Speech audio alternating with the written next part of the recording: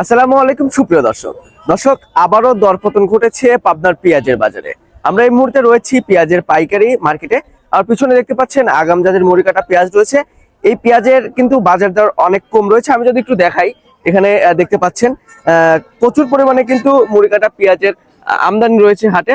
তো সব মিলে দর্শক বন্ধুরা, আমরা কিন্তু যারা কৃষক রয়েছে তাদের সাথে কথা বলে যেমনটি জানতে পেরেছি, পেঁয়াজের বাজার কিন্তু খুবই কম রয়েছে। এই দামে পেঁয়াজ বিক্রি করে কিন্তু যারা কৃষক রয়েছে তারা ন্যায্য দাম পাচ্ছে না, এবং যারা ব্যবসায়ী রয়েছে তারাও কিন্তু চরম লসের সম্মুখীন হচ্ছে। এই পেঁয়াজ কিনে পেঁয়াজের বাজার কিন্তু রাতারাতি পরিবর্তন হচ্ছে, এমনটি কিন্তু জানিয়েছেন যারা কৃষক রয়েছে এবং ব্যবসায়ী রয়েছে। দর্শক বন্ধুরা, এখানে যে পেঁয়াজগুলো দেখতে পাচ্ছেন এটা কিন্তু আগাম জাতের মুড়ি কাটা পেঁয়াজ। তো দেখতে পাচ্ছেন হয়তো এখানে আগাম জাতের মুড়ি কাটা পেঁয়াজ। এই পেঁয়াজটা হচ্ছে বাংলাদেশের বিভিন্ন জেলায় যাবে। আমাদের পাবনা জেলার পেঁয়াজের কিন্তু সারা বাংলাদেশে অনেক সুনাম রয়েছে, আপনারা জেনে থাকবেন। তো দর্শক বন্ধুরা, এখন কিন্তু সবাই কর্মব্যস্ততার মধ্যে রয়েছে, কারণ আপনার এই পেঁয়াজগুলো কিন্তু গাড়ি লোড করা হবে প্রসেসিং শেষে। তো সব মিলিয়ে কিন্তু বাংলাদেশের বিভিন্ন জেলায় যায় আর কি আমাদের পাবনার পেঁয়াজ। তো আমরা হাট ঘুরে যেমনটি জানতে পেরেছি, যারা ব্যবসায়ী রয়েছে এবং কৃষক যারা রয়েছে তাদের সাথে কথা বলে, আজকে কিন্তু প্রতিমন পেঁয়াজ বেচা কিনে হয়েছে 1000 থেকে শুরু করে 1400 টাকা। একদম হাটে যেটা সেরা মানের পেঁয়াজ রয়েছে সেটা বাজার মূল্য কিন্তু রয়েছে 1400 টাকা প্রতি মন। দর্শক, এখানে যে পেঁয়াজটা দেখতে পাচ্ছেন এটার বাজার মূল্য কিন্তু রয়েছে 1350, 1300, 1250, এর মধ্যে কিন্তু সীমাবদ্ধ রয়েছে।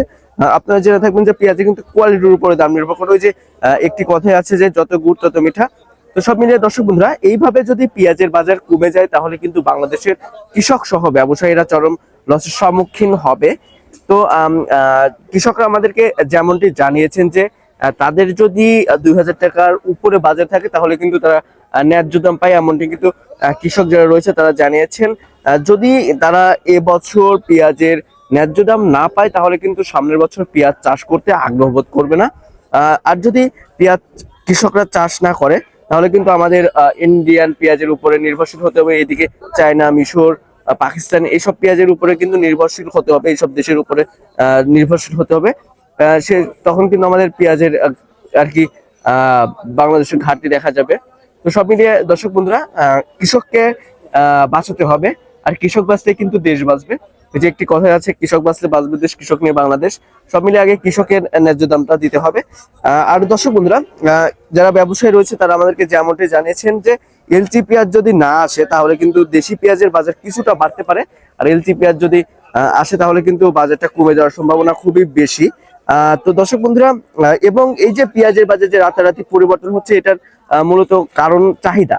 এখন কিন্তু এলচি পেঁয়াজের মার্কেটে চাহিদা থাকার কারণে এলচি পেঁয়াজের আপনার হচ্ছে দামটা একটু বৃদ্ধি রয়েছে, এবং দেশি পেঁয়াজের চাহিদা খুবই কম। কারণ এখন যারা সাধারণ ভোক্তা রয়েছে তারা কিন্তু দেশি পেঁয়াজটা খাচ্ছে না, সেই তুলনায় আর কি হচ্ছে এই দেশি পেঁয়াজের বাজার মূল্যটা একটু কম রয়েছে। তো দর্শক, এই ছিল সর্বশেষ তথ্য। দেখা হচ্ছে পরবর্তী ভিডিওতে। আল্লাহ হাফেজ।